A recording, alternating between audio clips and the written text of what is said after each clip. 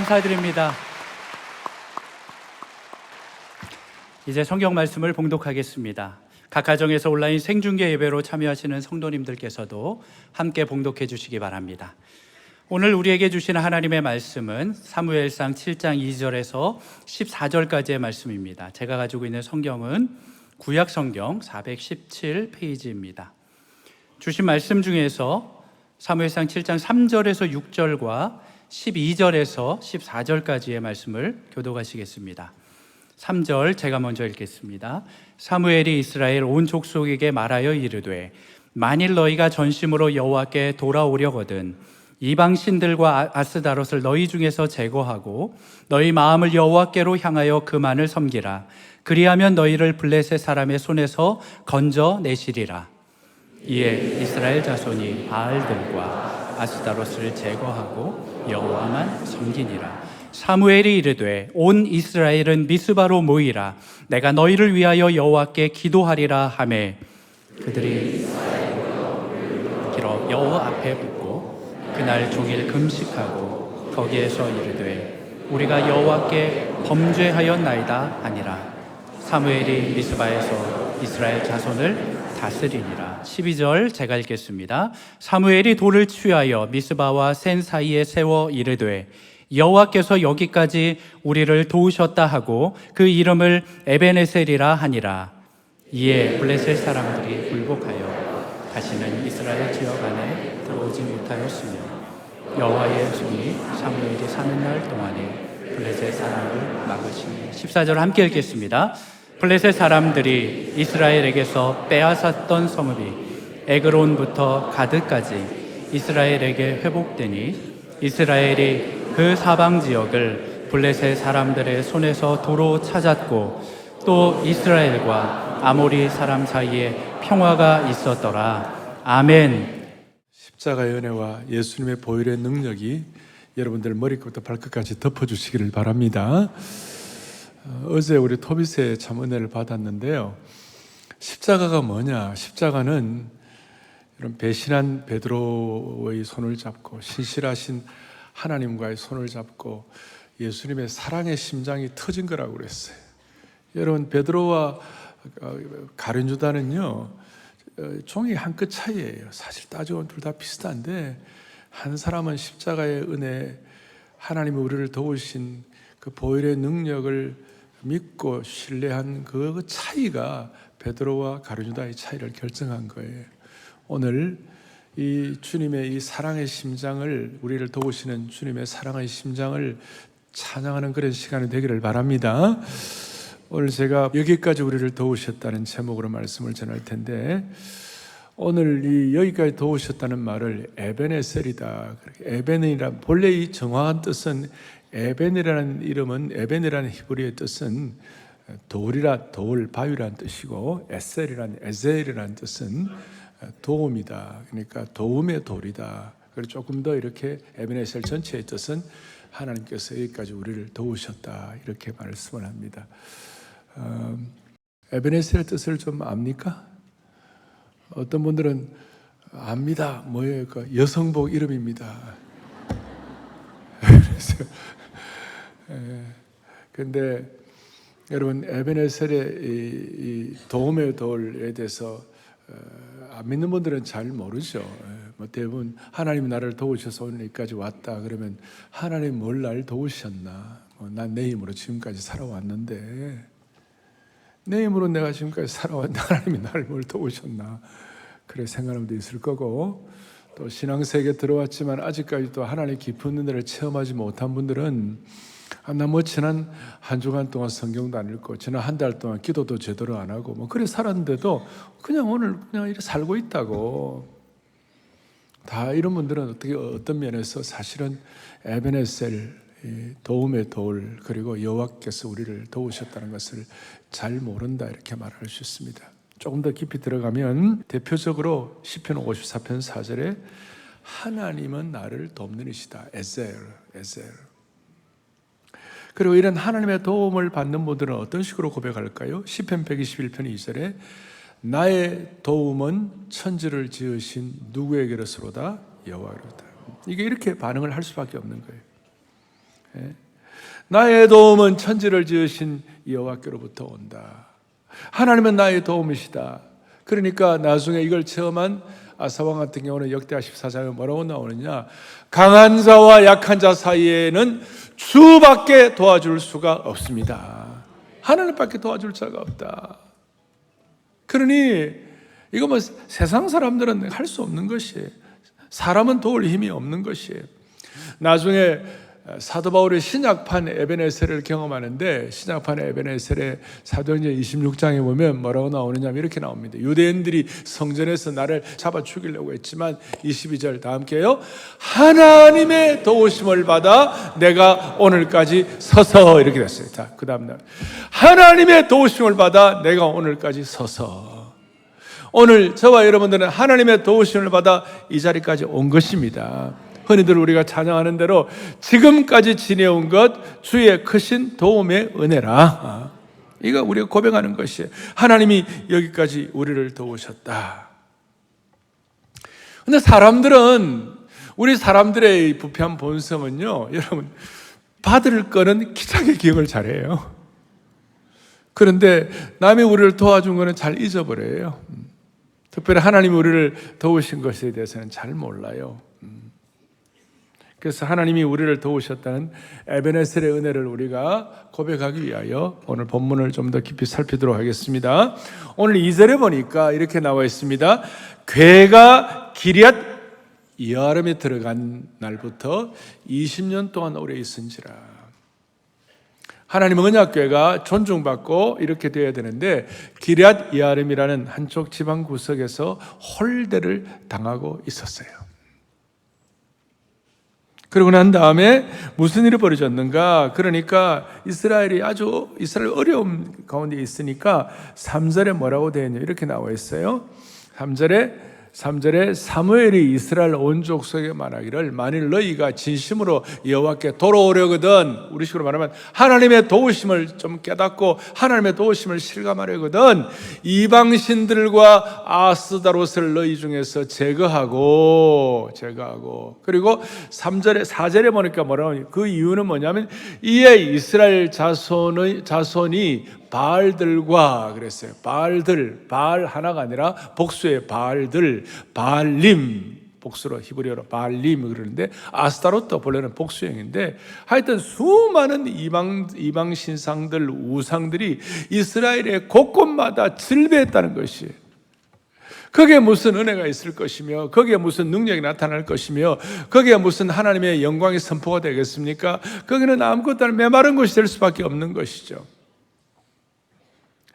그 사람들이 하나님을 제대로 섬기지 못하고 하나님의 은혜를 깨닫지 못하게 되면 나타나는 그 구약의 어떤 패턴이 있어요. 신약은 예수님의 보혈의 능력이 우리에게 임했기 때문에 조금 인과응보적인 건 없지만, 구약에는 이게 잘못하면 패턴이 그대로 반복이 되는 거예요. 예를 들어서 야곱이 자기 형 에서와 아버지를 속여먹고 나니까 야곱도 그 지독한 라반에게, 자기 장인 라반에게 지독한 속임을 당한 것이에요.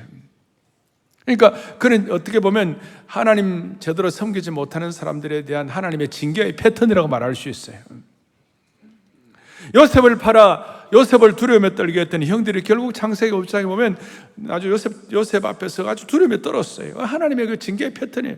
사사기 9장에 보니까 기드온에 나오는, 기드온의 첩의 아들 아비멜렉은 이복 형제 70명을 한 번에 쳐 죽여버렸어요.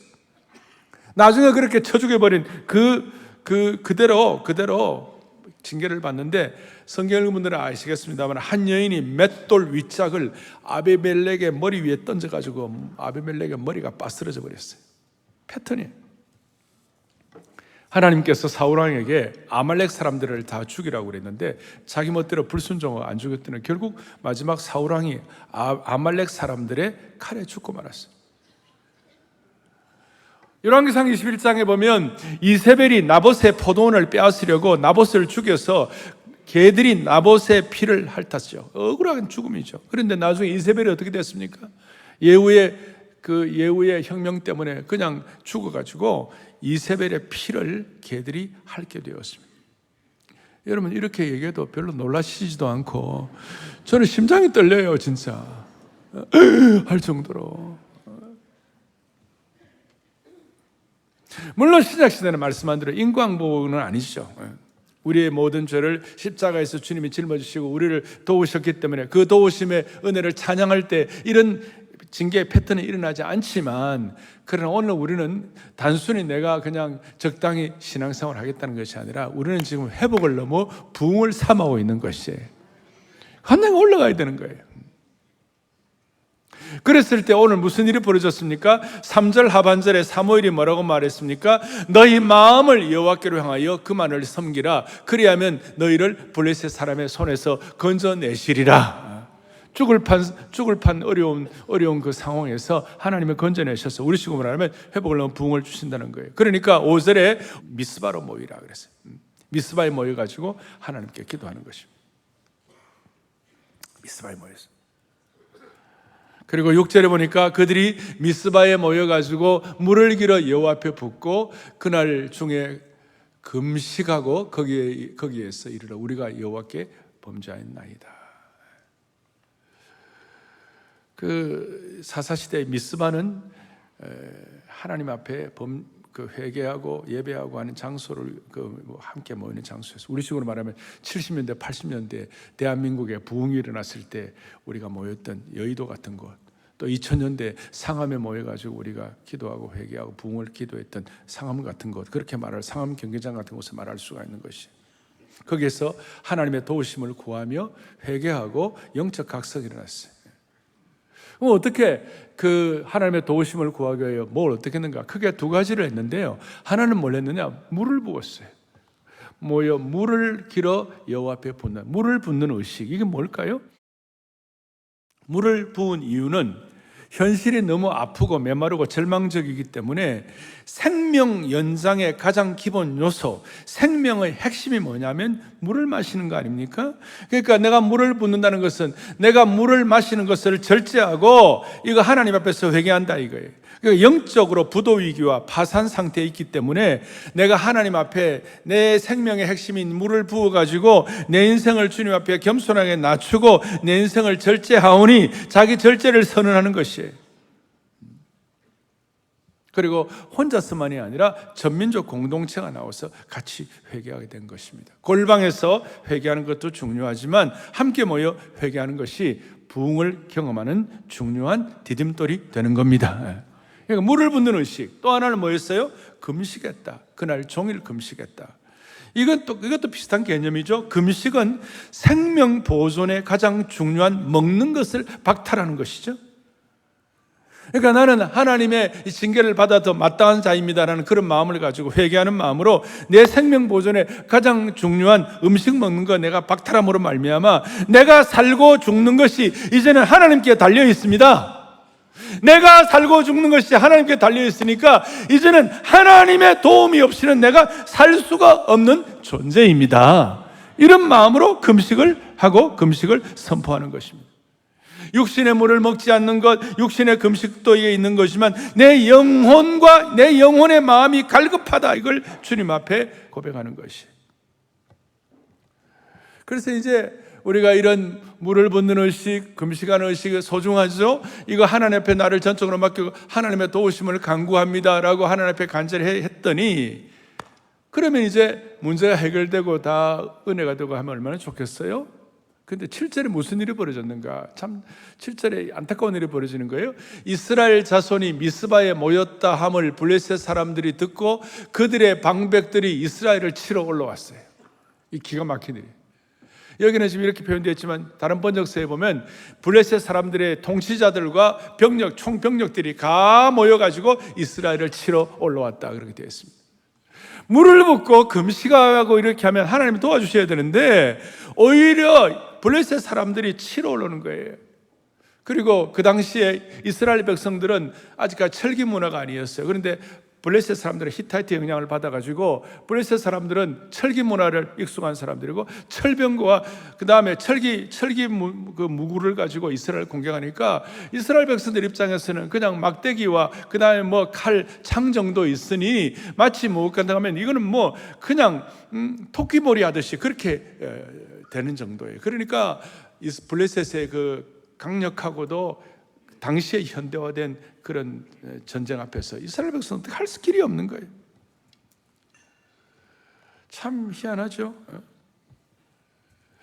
물을 붓고 금식하며 회개하며 하나님의 도우심을 구할 때에 오히려 블레셋 사람들이 이스라엘 백성들을 치러 올라온 것이에요. 그러나 이제 이럴 때에 이스라엘 백성들이 전에 대응하던 방식과는 달랐습니다. 전에는 막 그냥 자기들 마음대로 언약궤 메고 나가고 실패하고 난리 났다가, 이때는 물을 붓고 금식하니까 정신이 똑바로 잡히고 영안이 열려가지고 어떻게 했는가? 8절에 보니까 이스라엘 자손이 사무엘에게, 기도의 사람 선지자 사무엘, 사사 사무엘에게 이르되 당신은 우리를 위하여 우리 하나님 여호와께 쉬지 말고 부르짖어 우리를 위하여 기도하여 주옵소서. 마치 이스라엘 백성들이 모세에게 하나님의 사람 모세에게 중보기도 요청하듯이 이스라엘 백성들이 사무엘에게 쉬지 말고 우리를 위하여 기도해 주시기를 원합니다. 이럴 때에 사무엘이 어떻게 반응을 했습니까? 9절에 보니까 사무엘이 전 먹는 어린 양 하나를 가져다가 온전한 번제를 여호와께 드리고 이스라엘을 위하여 여호와께 부르짖음에 여호와께서 뭐 하셨더라? 응답하셨더라. 기가 막히게. 물을 붓고 금식하고 자기 나름대로 애를 쓰는데도 저 강력한 군사가 쳐들어왔고 다 압살하려고 하지만, 그러나 옛날하고는 달리 영안이 열려가지고 사무엘에게 기도를 부탁하고 메어 달릴 때에 사무엘이 두 가지를 했습니다. 온전한 번제를 여호와께 드리고 또 하나는 여호와께 부르짖었다. 온전한 번제와 부르짖는 기도, 이 두 가지가 따라오게 된 것입니다. 자, 여러분, 주님 제대로 섬기려고 그러고 헌신하려고 예수 잘 믿으려고 마음 먹고 애를 쓰는데도 불구하고 일이 안 풀리고 어렵고 문제가 될 때에 하나님이 여러분들에게 은혜 주셔야 되는데, 마치 오늘 사무엘이 했던 이 의식을 통한 은혜가 여러분들에게 임하기를 바라는 것이에요. 그게 뭐냐? 첫 번째는 온전한 번제예요. 우리식으로 말하면 제대로 된 예배, 생활 예배, 공적 예배, 이런 예배가 살아갖고 다시 한번 온전한 예배, 우리 순전한 어린 양을 드리는 것처럼 온전한 예배를 주님 앞에 올려드리고, 또 하나는 부르짖는 기도, 내가 할 수 있는 최선의 기도, 간절한 기도, 하나님 앞에 심정을 토하는 이 간절한 기도를 주님 앞에 올려드릴 때에 무슨 일이 벌어지는가? 두 가지 다시 한번, 온전한 번제와 또 하나는 뭐였어요? 부르짖는 기도. 이 두 가지를 하게 되니까 드디어 10절에 무슨 일이 벌어졌는가? 10절에 같이 보죠. 사무엘이 번제를 드릴 때에 블레셋 사람이 이스라엘과 싸우려고 가까이 오더니 그날에 여호와께서 블레셋 사람에게 큰 우레를 발하여 그들을 어지럽게 하시니 그들이 이스라엘에게 패한지라. 아멘. 하나님 앞에 이렇게 온전한 번제와 부르짖는 기도로 주님 앞에 나아가게 되니까 무슨 일이 벌어졌나? 하늘에서 큰 우레 소리가 들렸어요. 천둥, 번개, 불이 떨어지게 된 것이에요. 그리고 블레셋을 어지럽게 했다고요. 마치 타작마당에 무슨 겨와 같이 다 날아가 버리도록 블레셋 사람들을 흩어버리는 전능하신 하나님의 능력이 위로부터 임한 줄로 확신합니다. 이게 이런 식이에요. 이게 영적으로 우리가 상상하는 이런 뜻이에요. 사무엘이 온전한 번제를 드리고 하나님 앞에 간절히 부르짖을 때 위에 저 천상에서는 하나님께서 천사 가브리엘에게 이렇게 말씀하셨을 것 같아요. 가브리엘아, 저 밑을 좀 내려다 보아라. 내 종 사무엘과 이스라엘 백성들이 물을 붓고 금식을 하고 온전한 번제를 드리고 하나님 나한테 부르짖어 기도하니 그들이 하나님의 도우심이 없으면 나는 아무것도 아니라고 하나님의 도우심을 구합니다라고 간절히 기도하면서 얼굴을 땅에 대고 백성들과 함께 자신들의 죄와 완악함을 고백하면서 도움을 구하고 있지 않냐? 그러니 가브리엘아, 불말을 가져와라. 가브리엘아, 내 불전차를 가져오라. 내가 불전차를 타고 하늘을 가로질러 가지고 저 할례 받지 않은 무지한 블레셋을 쳐부수고 하늘에서 큰 불을 내려 가지고 내 백성을 도와줄 것이다. 사랑하는 형제자매 여러분, 상황이 어렵고 더 힘들다 할지라도 오늘 이 말씀을 순전히 믿고 물과 금식과 온전한 번제와 하나님 앞에 부르셔서 기도할 때에 하나님께서 이 시간 하늘의 불을 우리에게 내려 주시옵시고 하늘의 불전차를 운행하게 하여 주셔서 우리 앞에 있는 수많은 우수사례 많은 것들을 하나님께서 블레셋을 그냥 흩어버리는 것처럼 겨와 같이 날려버리는 것처럼 그런 은혜를 주시기를 소망합니다. 소망합니다. 예. 그런데 이 중요한 것 하나가 있어요. 어려움 가운데서도 이렇게 다시요 물과 금식과 온전한 번제와 온전한 예배와 하나님께 부르짖는 기도, 이걸 통하여 하늘에 불이 떨어지고 이것 다 참 감사한데 이게 그냥 된 게 아니에요. 이 우레의 응답, 하늘에 불이 떨어지는 것이 그냥 된 것이 갑자기 나온 것이 아니에요. 그게 뭐냐면 오늘 우레가 보니까 제가 말씀을 묵상하다 깜짝 놀란 게 사무엘상 7장에 우레가 떨어진 것이 그냥이 아니었구나 라고 보니까 사무엘상 2장에 보니까 사무엘의 어머니 한나가 하나님 앞에 처음 간절히 기도할 때 사무엘상 2장 10절에 한나의 기도 가운데 이런 내용이 있더라고요. 같이 보죠.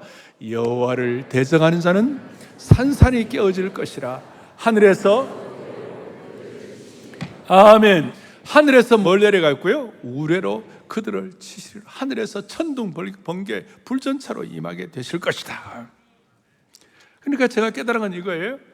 과거 어머니의 한나의 기도가 땅에 떨어지지 않고 현재 아들의 기도를 통하여 이루어지게 된 것입니다.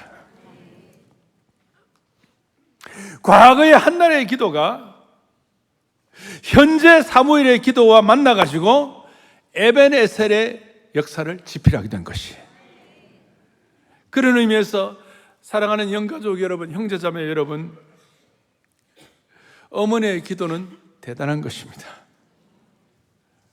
과거에 한나에 드린 기도가 현재 사무엘의 기도와 만나가지고 에벤에셀의 현장이 되게 하시는 것이 얼마나 대단합니까?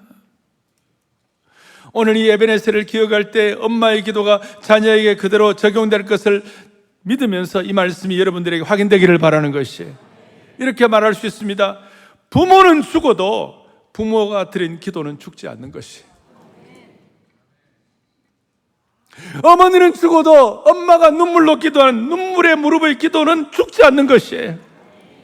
제가 이 말씀 드리면 무슨 타 종교 무슨 엄마의 공덕을 쌓아서 후대 이런 개념이 아니에요. 우리가 드리는 기도는 우리의 실력과 능력으로 드리는 기도가 아니고 예수님의 보혈에 근거한 기도가 되는 것이에요. 예수님의 이름으로 기도하는 것입니다. 그러니까 예수님께 의뢰된 부모의 기도, 엄마의 기도는 결코 죽지 않는 것이에요. 우리가 살다 보면 겁도 나고 비겁하기도 하고 쫄보가 되기도 하고 스트레스 받아가지고 영적 안목이 흐려져가지고 우리의 삶이 이 하늘의 역사의 하선에서 이 땅에서의 삶으로 막 우리가 살아갈 때가 헤매고 있을 때가 많이 있죠. 그러나 역사의 상선, 은혜의 구름 저 위에는 한나의 기도가 사무엘에게 그대로 응답되는 하나님의 역사의 상선의 흐름이 있게 되는 것입니다.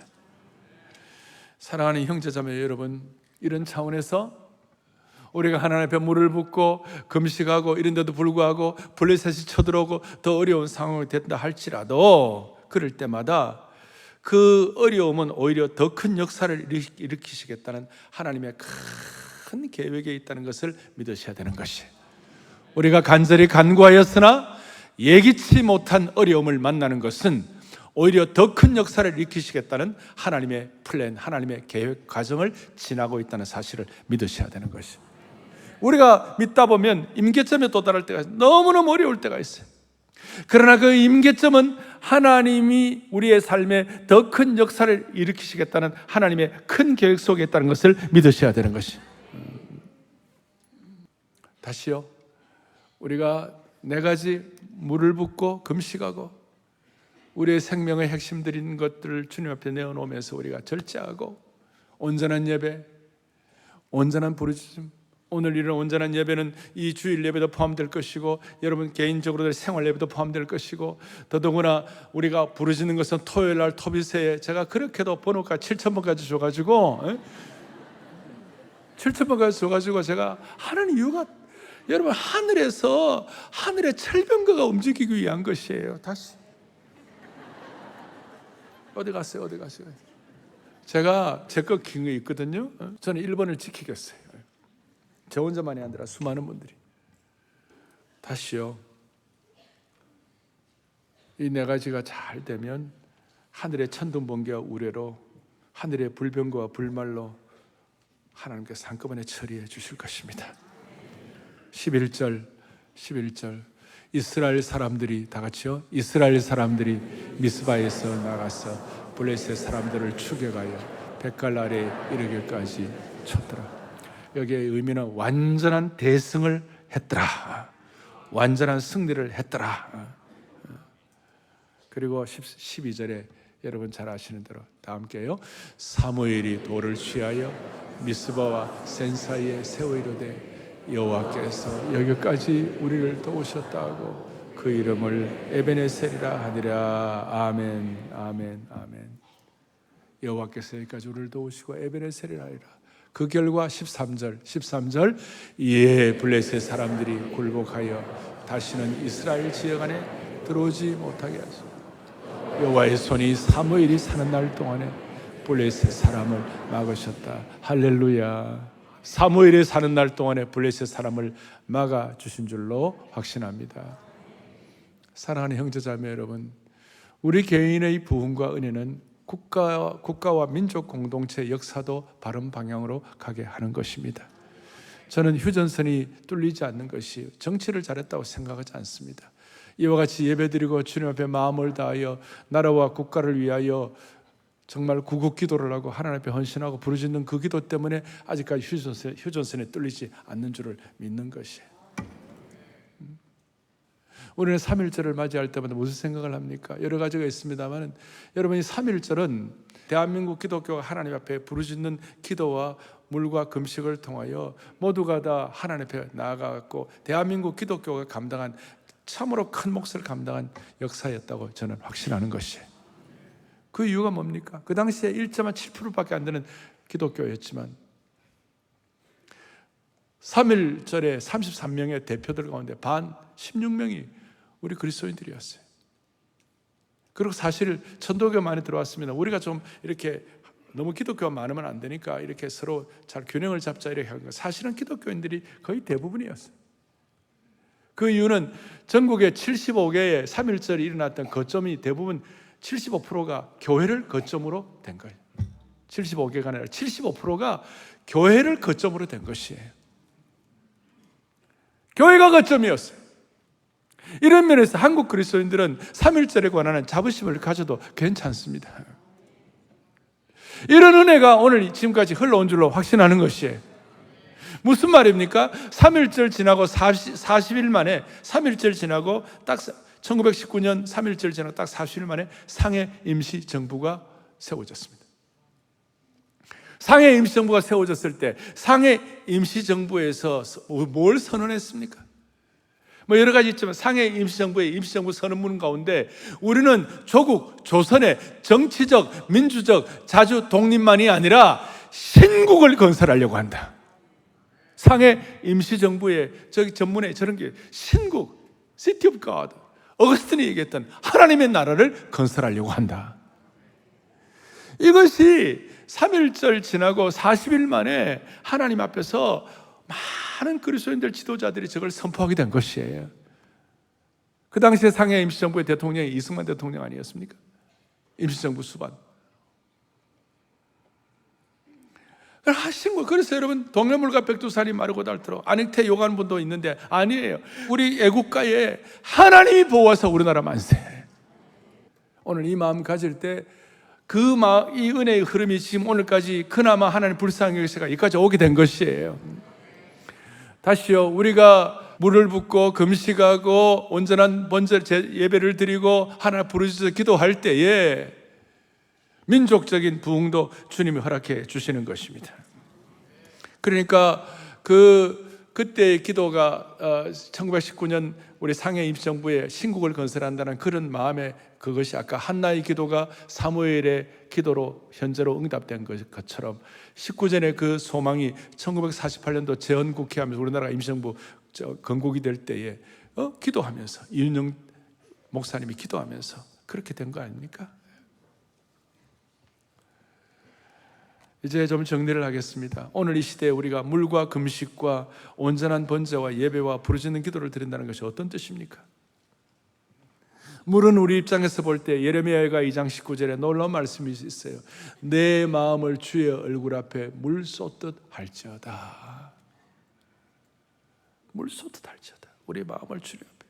시편 60편에 보니까 그의 앞에 마음을 통하는 것이, 마음을 통하는, 하나님 앞에서 양동이에 물을 붓는 것처럼 남김없이 철저하게 내 마음을 물 쏟듯 내어놓는 것이, 주여 내가 쏟아놓은 물처럼 되어가지고 하나님 앞에 서 있습니다. 이제 내 마음에 남아있는 것이 없습니다. 모든 것 주님 앞에 다 내려놓습니다. 그러니 주님이 날 도와주옵소서. 에베네셀의 은혜가 있게 하여 주옵소서. 그래서 우리가 온전한 주님의 도움을 받기 위한 온전한 기도가 뭘까?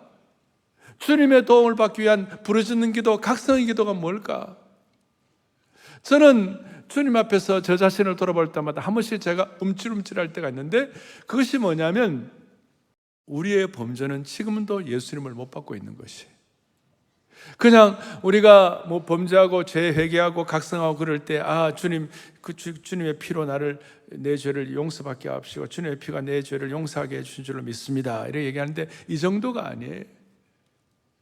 지금도 이게 복음의 깊이에 들어가 보면요, 지금도 우리가 회개할 때 참된 그리스도인은 단순히 내 편에서 내가 잘못했습니다 정도가 아니라, 우리가 회개할 때 어떤 뜻이 포함되는가 하면요, 온전한 회개가 되고 하나님의 온전한 도우심을 받기 위해서는 우리의 마음속에 이런 깨달음을 가져야 될 것이 뭐냐면, 내 죄가 지금도 하나님의 마음을 슬프게 한 걸 회개해야 되는 것이에요.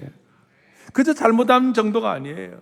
무슨 말이냐면 지금도 깊이 들어가면 우리의 죄가 예수 그리스도께 지금도 계속 상처를 입히는 것이에요. 예수님께 상처를 입힌 것에 대한 가책을 느끼면서 회개하는 것이에요. 내 죄가 지금도 예수님을 십자가에 못 박고 있는 거예요. 마치 로마 병정처럼. 그러니까 내 죄가 해결된다는 것이 단순히 예수님 앞에 나가고 십자가에 보혈을 받는 이 정도가 아니라, 이렇게 생각할 정도가 아니고 그냥 지나치지 말고 나의 죄를 씻기기 위하여 예수님의 보혈을 흘린다는 것 정도가 무슨 뜻인가 하면, 지금도 내 죄가 예수님의 몸에 상처가 나게 하고 그 상처로부터 예수님의 상처로 피가 흐르는 걸 의미하는 것입니다. 내 죄가 예수님의 몸에 피를 흘리게 한다. 내가 한 번씩 죄를 지을 때마다 그걸 생각하면요, 기가 막힌 거예요. 오늘 우리가 회중 찬송을 부르면서 나의 죄를 씻기는 예수의 피밖에 없네, 그 찬송을 여러분들이 힘차게 간절하게 불렀습니다만, 이제 우리 한 걸음 더 나아가자고요. 우리의 지금 문제와 우리의 주님 앞에서의 죄송함, 이런 것들이 이미 엎질러진 물이라면 할 수 없어요. 이제는 앞으로 어떻게 해야 되는가? 하나님 아버지, 내 죄가 주님의 마음을 아프게 하니까, 아니 내 죄가 주님의 몸에 지금도 상처에 피를 흘리게 하니까, 주님, 내 죄가 주님 앞에 지금도 주님의 상처에 못을 내고 찌르니까 하나님 나를 용서해달라고, 그런 마음을 가지고 우리의 마음에 생각을 하고 있을 때 하나님께서 복음의 은혜를 통하여 십자가의 능력과 은혜가 지금도 우리를 보호하게 될 것입니다. 우리의 가정을 지키게 할 것이고 우리의 젊은이들의 장래를 주님이 보장하게 하실 거예요. 이래야 한국이 살고 가정이 살고 이 민족이 살게 되는 거 아니겠어요? 에베네셀이란 말, 하나님이 우리를 이렇게 도우신다는 말, 여기까지 도우신다는 말, 도움의 도리라는 말은 단순히 과거 하나로 끝나는 것이 아니라 현재와 미래를 결정하는 것이에요. 다 연결하게 되는 것이. 어떤 뜻입니까? 과거와 현재, 미래를 주님이 다 도우신다는 말. 하나님 과거에 불 속에서도 지나가게 하셨어요. 홍수 가운데서 민족을 보호해 주셨어요. 바다도 지나가게 해 주셨어요. 여러분들이 이런 얘기를 하면 구약의 수많은 일들이, 근데 이게 오늘 우리의 삶의 현실로도 만들어 주시는 것이에요. 우리의 삶에 불도 지나가게 하는 것이에요. 다니엘의 세 친구를 기억해 보세요. 어떤 이는 홍수도 지나가게 하는 거예요. 노아를 생각해 보세요. 어떤 이는 바다도 지나가게 하는 거예요. 홍해를 생각해 보세요. 어떤 이는 피의 전쟁도 이겨내게 하시는 것이에요. 다윗을 생각해 보십시오. 욥처럼 큰 슬픔도 이겨내게 하시는, 우리를 도우시는 하나님을 찬양하는 것입니다. 그래서 마지막 다윗이 고백한 대로, 주께서 나를 도우지 않으셨다면 내 영혼이 정막 가운데 거하였으리라. 10편 94편 17절 크게 읽겠습니다. 여호와께서 내게 도움이 되지 아니하셨다. 내 영혼이 벌써 침묵 속에 잠겼으라. 아멘. 하나님 도우시지 않아요. 우리는 nothing이에요. 하나님 도움 없어도 내 마음대로 살 수 있다 이렇게 생각한 것 교만을 회개하고 그냥 하나님의 도우심에 대한 간절한 사모함이 없이 여러분 하나님이 나를 도우신 이 은혜의 돌비를 날마다 우리는 세워야 되는 거예요. 이거 없이 그냥 적당하게 살아도 신앙생활 잘 될 수 있다는 거 이런 거 정말 마음 정신 번쩍 들어야 되는 거예요 지금. 그럴 때 하늘에서는 가브리엘과 함께 불물과 불병거로 불전차로 우리를 도와주실 것입니다. 홍수도 지나가게 하시고 불 사이로도 지나가게 하시고 피의 전장에서도 우리를 지켜주실 것입니다. 이걸 여러분들이 믿음으로 고백하는 이번 한 달 또 주님이 주신 우리의 삶의 여정이 되기를 축원합니다. 나 믿노라 나 믿노라. 어제 토요일 새벽에 나 믿노라 나 믿노라. 주님이 우리를 배신한 베드로와 신실하신 하나님 사이에 심장 파일이 사랑의 심장 파일이 될 정도로 그렇게 우리를 참 보호하시고 지켜주셨다고 그랬어요. 이걸 우리가 믿는 것입니다. 여기까지 도우신 걸 믿는 것이요. 나 믿노라 나 믿노라 찬양하십시다. 나 믿노라 나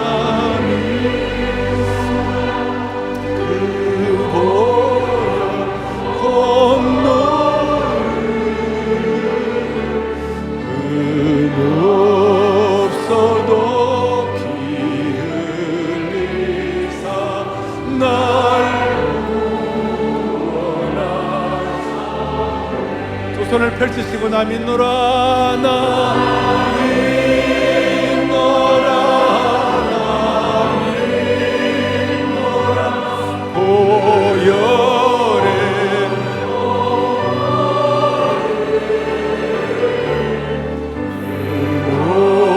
없어도 날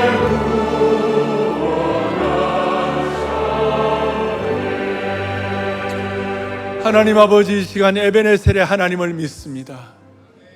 우리를 불쌍히 여기시고 우리가 금식과 물을 깃고 심지어 부르짖는 기도 가운데서 수많은 어려움을 당한다 할지라도 하나님, 우리가 오늘 이런 기도를 올려드리고 최선을 다할 때 하늘에서는 하늘의 불전차와 불병거를 준비하시고 모든 어려움들을 극복해 하신 하나님이심을 믿습니다.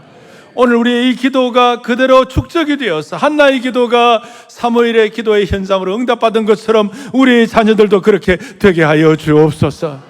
오늘 시대가 혼탁합니다. 민족의 장래가 어떻게 될지 불분명한 것 많이 있습니다만은 우리의 이런 기도와 온전한 헌신과 온전한 부르짖는 기도를 통하여 민족의 장래가 결정되게 도와주시옵시고 특별히 주님의 온전한 도우심을 받기 위하여 여기까지 도우심을 받기 위하여 우리의 범죄가 주님의 몸에 피를 흘리게 한다는 것을 기억하며 다시 한번 주님 앞에 순전한 그리스도의 보혈의 능력으로 새롭게 되게 하옵소서. 할렐루야. 우리 주 예수 그리스도 이름 받들어 간절히 기도 올리옵나이다. 아멘.